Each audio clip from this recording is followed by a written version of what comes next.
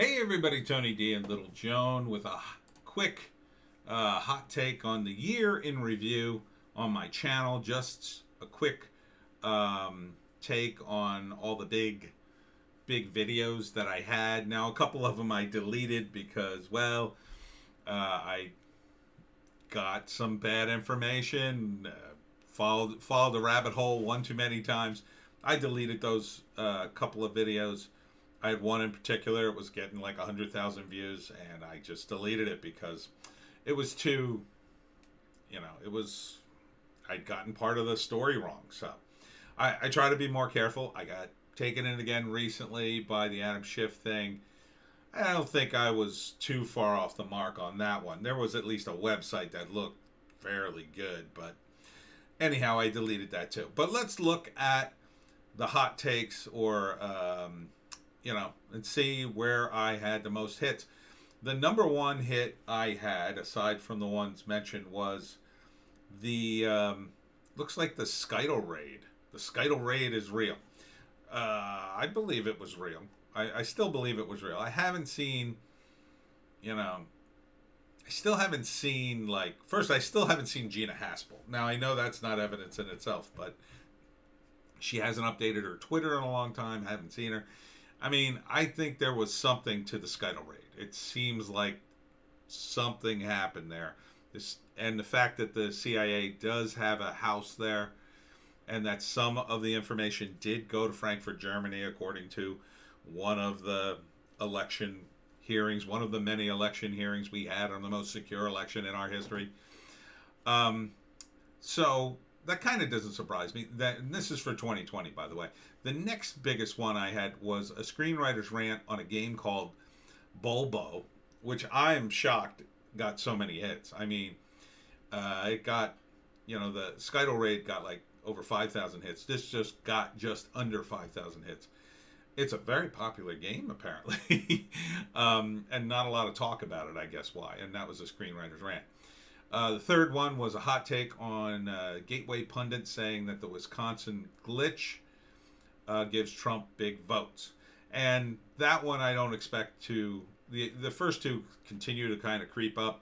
That one's not going to creep up anymore because that, the election's sort of over with for the most part. And at the very least, SCOTUS isn't listening. So what are you going to do?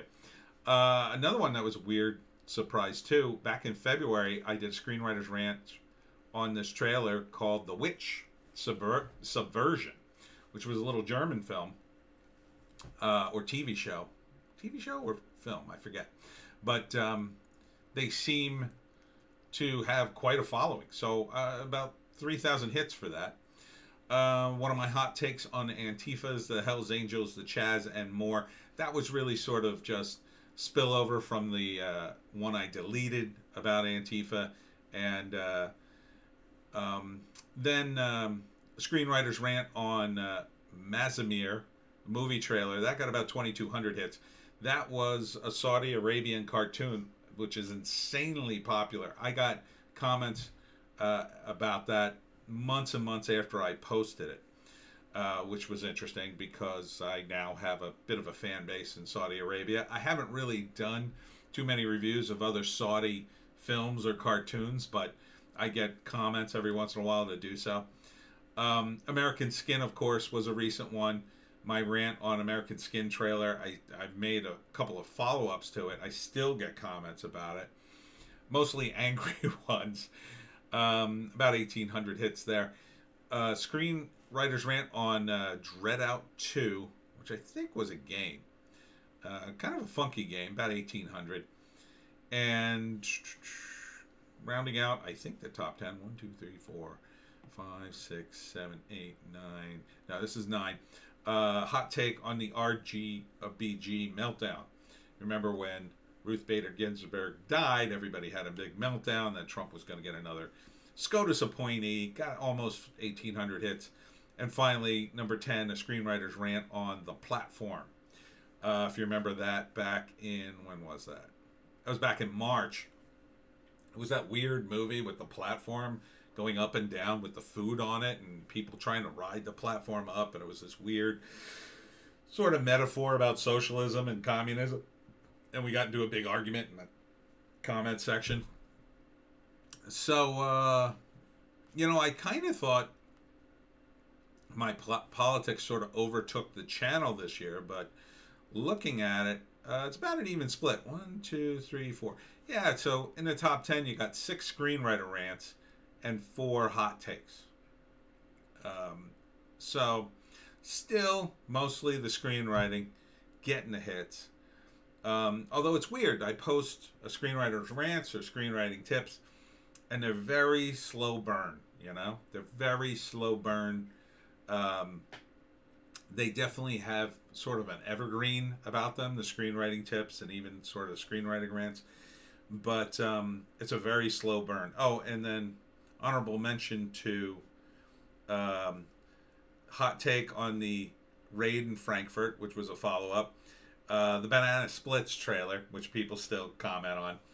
And hot take is Gina Haspel dead. So honorable mentions for that, about 1,700 to 1,700 and then 1,400 on those.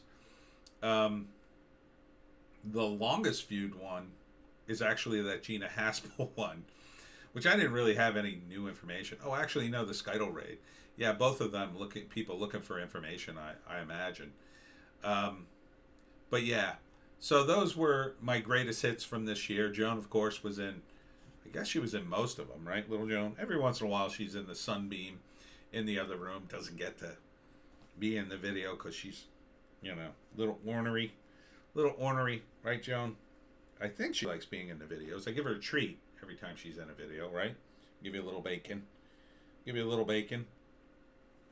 My folks want me to do little paw things with her where she does a yes or a no thing for a movie review or something like that. I don't know. I don't know how to do that. I'm thinking about getting little hats for her, maybe put the bandana back on her. But I was going to get her a Christmas hat, but I forgot to order it on Amazon. I did get sunglasses for her for the videos. We had some videos, comedy sketches this year. I had Joe Biden sketches, of course. The Living in 2020 sketch or song parody, which Joan was in. I got sunglasses for her on that. Had not a lot of outside walk show type things, obviously, because of the situation with the beer virus. So hopefully things are going to open up this year no matter how it goes. I think it will, regardless. I don't know how much longer people could stay indoors before they just snap and just go outdoors. Here in New Jersey, things are pretty corrupt. It's already starting to break down. People are, hosting bars and having parties and whatnot. I mean, if it's going to get to that, you're really going to, I think, see people in 2021 just ignore the law. And it's going to be a lot like it was, I'll say, in the 70s, early 70s. In the early 70s, I believe pot was still illegal. I think it was illegal going back quite a ways. But cops didn't really hassle you all that much for pot. If you had just a little bit, they'd make you throw it away or whatever. But then I talked to a coworker. He got busted for pot one time in his car, and they had him up on like 21 different charges, and he didn't have a lot of pot in his car. He ended up getting most of them swept away, but still, it was like 21 charges. Jesus, I mean, that's a lot. But I think we're kind of headed back to that, only I guess there'll be more laws that people will ignore. There'll be so many they can arrest you for whatever, whenever they feel like, which doesn't bode well for 2021. So my advice to you out there for the coming year is to be nice. Be very polite to the cops, because I think they are going to be under tremendous pressure. But if you are a cop watching this, my advice to you is respect the Constitution. You do not have to obey, in my understanding, you do not have to obey a illegal order, and nor should you. Because when it comes down to it, if society goes kaplooey, believe me, the people in charge are going to want to sacrifice you before they sacrifice themselves. So I find it far better if you're an oath keeper, because that's the way our society has been built. And if you're just going to club people over the head for the guys above you. Yeah, you'd be okay for a while until, the peasants overwhelm you, and then you're done. Whereas if you're one of these sheriffs or police officers who say, "Hey, I don't do that stuff. That breaks the Constitution." You stand your ground on stuff like that. Yeah, you may endanger your job, but when push comes to shove, they're gonna know that they can't push everybody around, and we need allies in the police in these coming years. So, my goals for the channel in the coming years, well, hopefully I won't get deleted. I expect that I will for various political things. Maybe I'll last a little longer because you can see the split between screenwriting and video games and political stuff and little Joan here. But we'll see. We'll see. I mean, I think YouTube's eventual goal is get rid of everybody, in which case, BitChute will become the place for creators, I think. And Rumble, to some extent, both sites I am on. So, in case I don't get to say it tomorrow, have a happy new year. I should be able to make videos tomorrow, so. But I did want to do sort of a year in review. And I was pretty happy. I made money for the first time on YouTube. So hopefully I'll continue to make a little money. I'm not making a lot of money, but a little pocket change. Keeps Joan in treats and keeps me out of trouble, gives me a little extra pocket money. It was actually a pretty profitable year for me, believe it or not. But then again, I don't make a lot of money normally. So between the unemployment and having a day gig for a change, I was really able to bank a little bit of money. I actually had to spend some money. And I did, lots of stuff with the books, of course. I had, let's see, how many books came out this year? Like 6 books. I think all the Pineys came out this year, or no?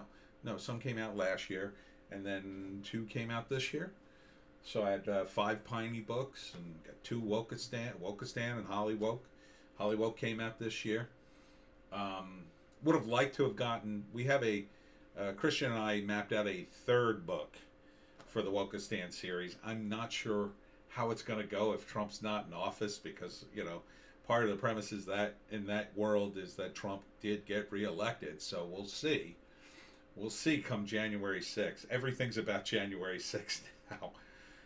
First, everything was about the election. Now everything's about January 6th, doggy. Yeah, January 6th.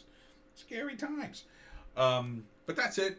So thanks for tuning in. I hope you'll continue to tune in. I hope you'll share, like, subscribe, and visit me on BitChute and Rumble. I hope you'll check out my books on Amazon. And we will see you tomorrow.